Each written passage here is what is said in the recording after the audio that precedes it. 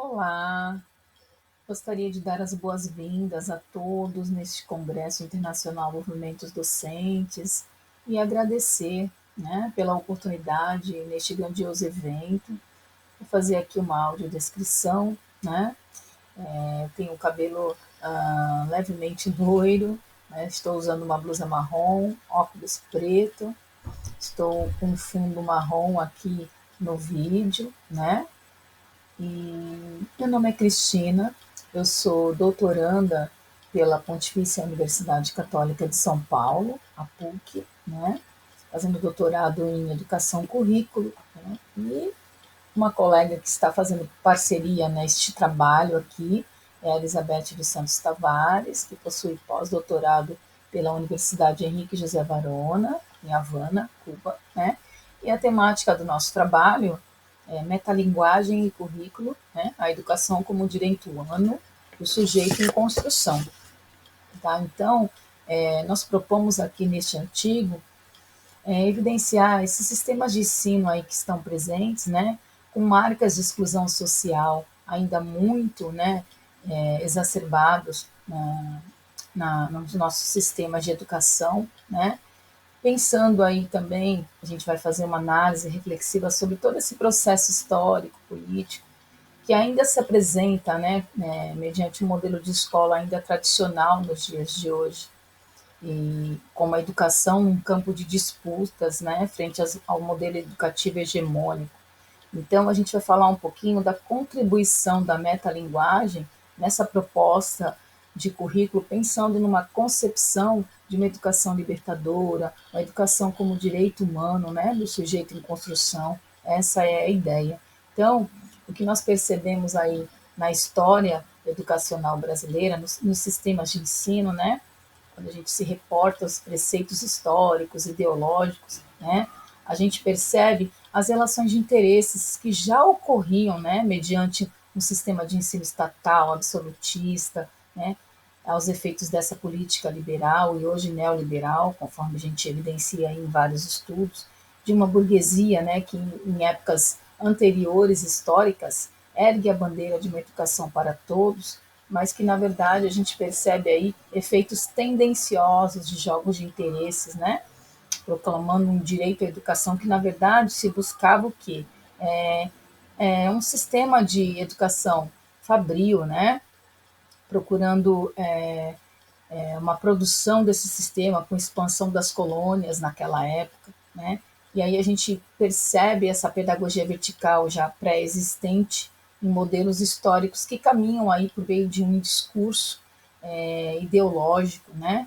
Na qual não se percebe ainda no sistema de ensino, mas que o nosso modelo de escola hoje ainda se reverbera nesse efeito, né? Nesses efeitos históricos que ocorreram há tempos atrás. Então, quando a gente pensa na educação como um direito, não seria somente o acesso, né, da condução curricular processual do sujeito em construção, é muito mais do que isso. Né? Nós pensamos, diante desse mundo globalizado, afetado pela negação da diversidade, mediante essa segregação em efeitos de uma materialidade histórica do ensino, né? Reprodutora de um modelo que não soma, e a escola caminha em conjunto com esse contexto de sociedade hegemônica que nós vivemos, né? Excluindo práticas, colocando práticas meritocráticas, né? Por meio de uma exclusão que a gente percebe assim na concepção de uma verdadeira sociedade de competências desumanas, é o que nós colocamos aqui neste trabalho, né? Que se pauta pela competitividade de habilidades, que não se dimensiona por uma educação humanizada, que é o que nós pensamos, né? Então, ressignificar esse contexto da dissociação linguística do currículo se faz necessário, é o que se pensa nessa temática de trabalho, que é um trabalho com pesquisas iniciais de doutorado, né? Para que a gente possa reconhecer as relações de força em que esses efeitos desse discurso, né, aponta no universo escolar. Mas não só isso, mas que a gente possa refletir, né, criticamente, a fim de desnudar essas especificidades homogêneas que ainda adentram os muros da escola, né? Reconceptualizando os efeitos da língua entre estudantes e professores, tendo aí a contribuição da metalinguagem os efeitos de sentido em que os processos interativos da fala ocorrem, né? Padronizados pela ciência, né? Sem valorizar os conhecimentos e contexto de cultura local, né? E as variações identitárias desses sujeitos que adentram a escola, dessa diversidade que chega, né, no interior dos bancos escolares. Então, o que a gente propõe aqui é refletir sobre essas questões do currículo e da metalinguagem, como por meio dos processos interativos da fala, nós podemos pegar esse alicerce de consolidação curricular engessada e ampliar esse movimento, pensando no currículo como proposta de construção social, né? Por meio da dialética, baseando-se numa educação libertadora, na perspectiva da reconstrução do sujeito, propondo esse processo do interdiscurso para que o aluno se redescubra e professores e alunos caminhem juntos nessa proporção mediante esse mundo complexo que nós vivemos, né? Então, o que seria esse direito à educação, né? Essas relações interdiscursivas que permeiam a escola, né? E a gente precisa promover essa interpretação por meio da universalização do saber. Então, Bakhtin ele vai falar que a fala é a arena onde se confrontam os valores sociais contraditórios, né, e os conflitos da língua. Revelam os conflitos da classe no interior de um sistema. E que sistema seria esse? Esse modelo de currículo que está proposto nas escolas. Ele precisa ser verbalizado, ele precisa ser discutido por meio do conhecimento científico na ampliação e valorização dos conceitos e conhecimentos das culturas locais, para que ele seja ressignificado nos espaços e ambientes escolares. É o que nós pensamos, para que o aluno, o estudante, ele realmente tenha direito ao acesso efetivo de uma educação, pensando numa pedagogia horizontal libertadora, né? Então, essas relações de força que se projetam nos efeitos entre os agentes do processo educativo, onde a língua, a linguagem e a realidade podem vir a reverter esses signos ideológicos, né, que o currículo se apresenta.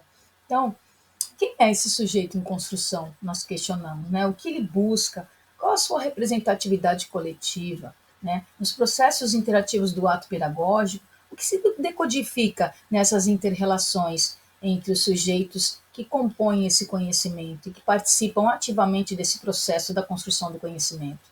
Então, essa condução reflexo-teórica ela é importante, porque ela vai ao encontro de Silva também. Né? Tomás Tadeu da Silva ele fala, né, sobre os aspectos históricos do currículo, os reflexos evidentes sobre o modelo de sociedade que se deseja formar. Essa é a ideia, né? Que sujeito nós queremos formar, né? Qual o tipo de ser humano desejável para um determinado tipo de sociedade? É o que nós pensamos. Então, ele vai falando sobre as teorias do currículo e as relações de força que o compõem, né? Projetando os reflexos com base nas tipologias cognitivas, que são mapeadas por um protótipo de sujeito, né, que nós queremos formar, mediante a seleção de conteúdos, a forma como o saber é proposto no interior da escola, né, por meio da ação pedagógica, e levando-nos a pensar esse modelo de ciência, né, que pode ser interpretada, pode ser traduzida em prol daquilo que se faz, pensando nos ideários do sujeito e da sua realidade mesmo, como Orlandi nos coloca também. Então, como é que esse sujeito ele pode vir a se traduzir mediante esses conceitos ditos prontos, né? Então, o que se move nesses aspectos interativos da língua, né, entre seus pares? Então, é aí que nós temos que buscar esses efeitos de sentido no universo do interdiscurso, né?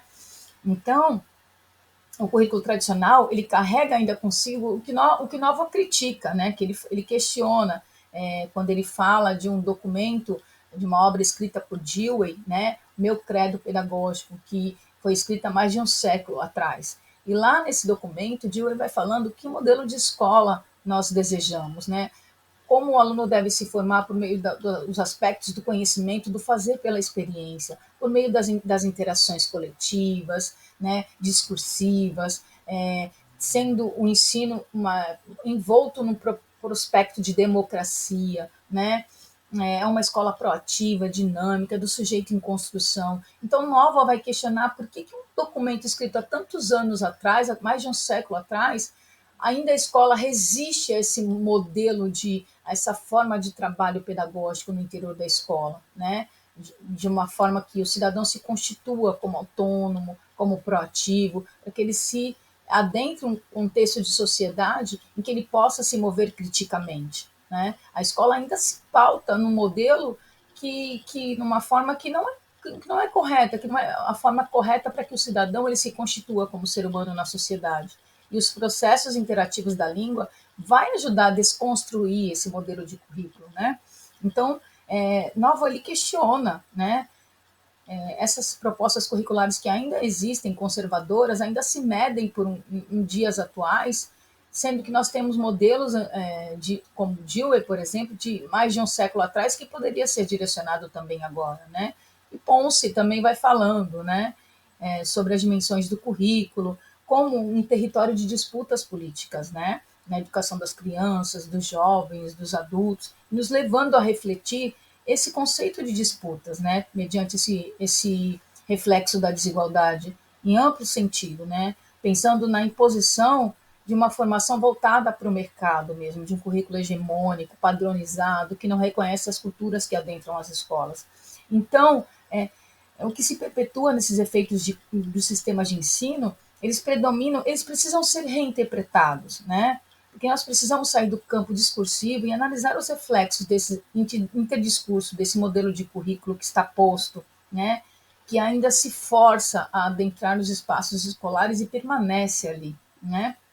Então, a gente vai falando também sobre a questão da fundamentação de Michel Pechet, né, onde ele fala sobre a enunciação do interdiscurso, né, que perpassa as formações ideológicas e se materializa na construção dos sentidos, né, correlacionando essa memória discursiva, né, esquecida, que se protagoniza em tempos históricos, tempos passados de um modelo de escola que não nos serve mais, né, mas que ainda continua na perspectiva desse modelo de discurso atual e que é necessário que o sujeito ele transpasse esse interdiscurso e também se promova por meio do intradiscurso, né, na sua relevância como um todo, né, como um fio condutor. Ele precisa se reconhecer nas práticas dessas relações, né, na e da história, reconhecendo esses preceitos históricos, mas se constituindo com novos modelos de paradigmas educativos que são necessários no contexto de sociedade atual, né? Então, as relações entre língua, discurso e ideologia, ela não se esgota, né, nos sujeitos e nos efeitos de sentido que causam a esses sujeitos. Mas o sujeito, ele é o componente do saber, ele é o autor, né? Ele tem que ser o autor de suas histórias e formar novas interpretações históricos discursivas também, né? E a sua formação ela precisa se constituir nessa base. Então, as ações promovidas entre educadores, educandos, né, com projeções interpretativas sobre a ótica desse currículo, precisa ser discutida e reinterpretada, né, para que haja novas formas de ensinar e novas ressignificações do currículo. Então, a prática docente na concepção desse sujeito que precisa ter o direito de aprender, ela é baseada nesse conceito, né, de um modelo de currículo que busque esses signos no interior da sala de aula, né, sobre a ótica dessas ciências acadêmicas e formule essa correlação de competências e habilidades adquiridas que o sujeito tem também, né, caminhando para a problematização, para a construção do conhecimento, né, desneutralizando esse modelo de currículo por meio de um discurso crítico, né, mediado pela preocupação em se entender esses diferentes saberes do currículo, né? E como é que o docente ele pode compreendê-lo e aprendê-lo na concepção da sua prática, né? De que forma esse direito de aprender elevaria o grau de existência dos sujeitos em prol da sua essência? É essa discussão que nós fazemos, é um artigo teórico bibliográfico, né? Onde o currículo é visto como uma pista de corrida, mas que se redimensiona na sua diversidade e precisa se delinear por diversas caminhadas, porque cada grupo social tem as suas especificidades, né? Nessas interrelações é que todos que adentram as escolas, todos aprendem um com o outro, né? Então, Freire ele vai dizer como é que um profissional precisa ser, evidenciando o seu papel de educador com no contexto de escola, né? Para que ele precise dar voz aos alunos, como é que ele precisa ser, né? É necessário que ele faça essa dialética por meio de um diálogo autêntico, verdadeiro, né? Porque o despertar da consciência ele não é estático, né? Porque o ato de ensinar, segundo Freire, não é neutro, né? Então é para que se eleve os sujeitos que estão dentro da escola e os mova, né, por uma educação humanizadora e libertadora, é preciso que haja esse desvelamento da realidade, que traga esse conceito de currículo, que discuta ele, que por meio dos processos interativos da fala, haja novas maneiras de ensinar e aprender, né? Então, Goodson ele vai falar sobre o currículo científico, mediante os reflexos históricos das transformações, ao currículo como transformação social, defendendo que o conhecimento, né, é um embate de políticas, de lutas políticas, tendo a escola um papel de evidenciar determinados conhecimentos como forma de formar um certo tipo de sujeito, né? Salientando que o currículo também é uma construção social, como eu bem havia falado no início deste trabalho. Então, ao colocar essas questões, a gente percebe que a estrutura do conceito de currículo, ela vai ao encontro de ações que permeiam o universo da sala de aula. E sem ela, educadores e educandos, eles não podem vir a se posicionar nessas dimensões dos reflexos da língua, né, por meio de um contexto global e social desse modelo de currículo que se apresenta. Então o que a gente precisa pensar aqui? Essa perspectiva de análise da metalinguagem currículo, ela ainda se permeia por estudos ainda iniciais. Nós não temos estudos anteriores em materiais bibliográficos que atestem que esse conhecimento científico, por meio do discurso da fala, como ela pode vir para contribuir, ressignificar a prática e o ato docente, né? Dando a esse indivíduo em construção o direito realmente de aprender, onde ele participe desse conhecimento ativamente, na conversa, no discurso, e por meio dessas interações ele ressignifique e internalize novos aprendizados, né? E parta para novos conhecimentos de uma forma que dimensione esse modelo de currículo, né? Então, a concepção de um sujeito de direitos, nessa perspectiva da metalinguagem e da ressignificação do currículo, é que nos leva a pensar sobre esse modelo de currículo tradicional que está aí, que precisa ser ressignificado, né? Nessa intermediação didática, né? Interativa da fala, como bem tenho colocado aqui. Então, em tratativas dos efeitos dessa luta, é que nós pensamos que nós somos seres constituídos historicamente pela fala, e é por ela que nós vamos nos ressignificar e nos transformar. Esta é a ideia de um trabalho direcionado que ainda está em estudos iniciais, pois não existem pesquisas a respeito disso. Gostaria de agradecer pela minha participação, né? Muito obrigada a todos e tenham todos um excelente congresso.